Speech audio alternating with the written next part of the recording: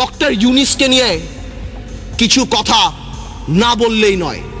Doctor Yunus, I can very well understand 65 বা 70 years old, but 80 বছরের রাষ্ট্রপতি যদি এত বড় বক্তব্য লিখতে পারে, 75 বা 70 বছরের ডক্টর ইউনূস আমি মনে করি গ্রামীণ ব্যাংকের এমডি পদে ভালোভাবেই থাকতে পারত। মাননীয় স্পিকার, ডক্টর ইউনূস বাংলাদেশের সম্পদ না পৃথিবীর সম্পদ। ডক্টর ইউনূস আমাদের মতো না। আমার ফোনে সবচেয়ে বড় ভিআইপি ফোন করে জয়নাল আবেদিন ফারুক সাহেব, আর ডক্টর ইউনূসের ফোনে ফোন করে হিলারি ক্লিন্টন। মনে রাখতে হবে সে কোথায় উঠে গিয়েছেন। ডক্টর ইউনূসের এই ব্যাপারটা অ্যামিকেবলি সেটেল করা যেত। আই হ্যাভ উইটনেসড ইট। আমি নিজে দেখেছি বিবিসিতে হোয়াইট হাউস স্পোকসম্যান বলছে we are deeply concerned, this is Yunus allergy. আমি জানি অনেকে বলতে পারবে এটা আমাদের সার্বভৌমত্ব, আই ক্যান আন্ডারস্ট্যান্ড এটা আমাদের সার্বভৌমত্ব, কিছু একটা balance need to B ড্রন।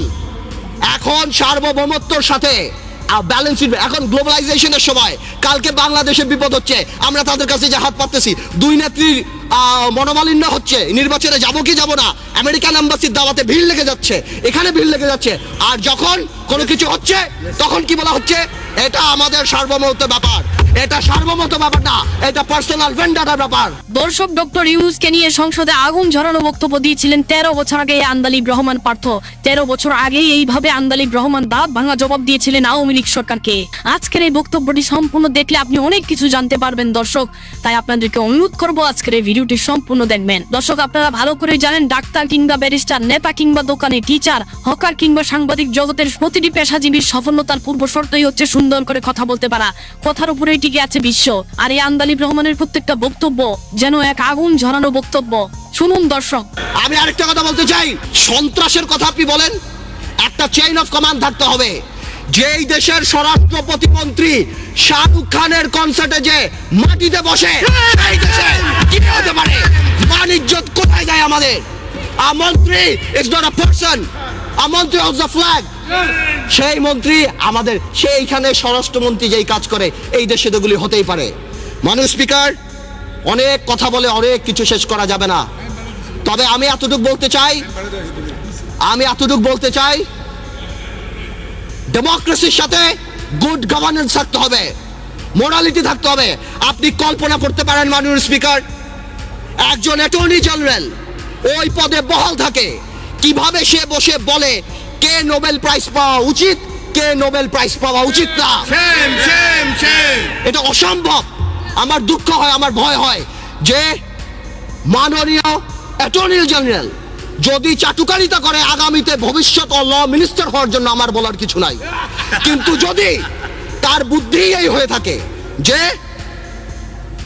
Santu লারমার প্রধানমন্ত্রী, হ্যাঁ কে পাক না পাক that is not our concern, কিন্তু ফোরামটাকে ডক্টর ইউনূসের পাওয়া উচিত ছিল না, এই বুদ্ধি যদি অ্যাটর্নি জেনারেলের হয়ে থাকে, তাহলে আমি শঙ্কিত যে বাংলাদেশের জুডিশিয়ারি কোন দিকে যাচ্ছে। মাননীয়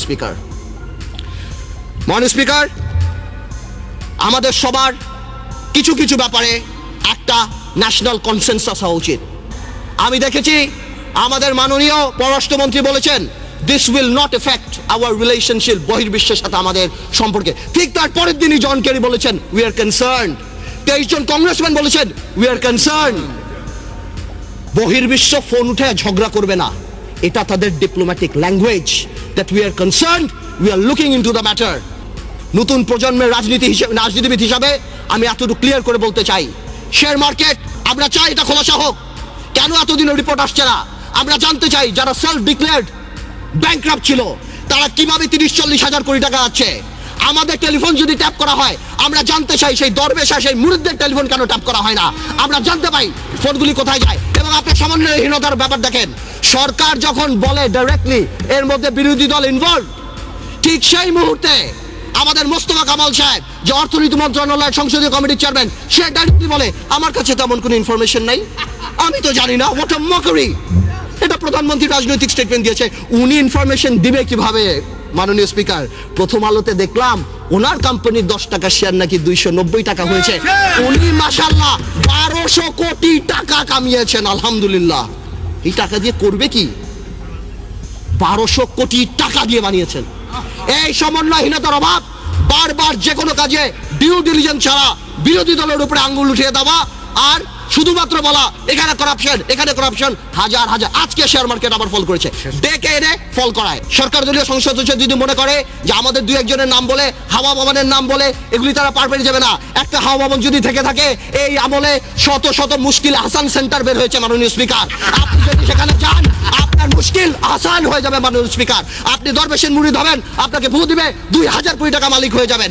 শত শত লোকসানের কোম্পানি, জিএমজির মতো কোম্পানি, ওয়েস্টিনের মতো কোম্পানি আপনি নিয়ে যাবেন 20 কোটি টাকাকে বুল ভ্যালু, বিলিং ভ্যালুতে বড় করে আপনি শেষ করে দিবেন। আপনি হঠাৎ রাতারাতি 40 কোটি টাকার মালিক হয়ে যাবেন। শুনলেন তো দর্শক, আন্দালিব রহমান পার্থের সংসদ কাঁপানো সেই বক্তব্য। দর্শক, এই বক্তব্য শুনে সংসদ পুরো কেঁপে উঠেছিল। দর্শক আপনারা এই ভিডিওটিকে বেশি বেশি শেয়ার করে সকলকে দেখার সুযোগ করে দিন। সবাই দেখুক এবং জানুক কি পরিমাণ সাহসিকতার একজন মানুষ, কি পরিমাণ সাহসী লোক হলে এই ধরনের জ্বালাময়ী বক্তব্য 13 বছর আগেই, মানে আওয়ামী লীগ সরকার থাকাকালীন সময়ে কি পরিমাণ সাহস থাকলে এইভাবে বক্তব্য দিতে পারে। দর্শক তো ভালো থাকবেন, সুস্থ থাকবেন, ভিডিওটি বেশি বেশি শেয়ার করে দিন, সবাই জানুক এবং দেখুক।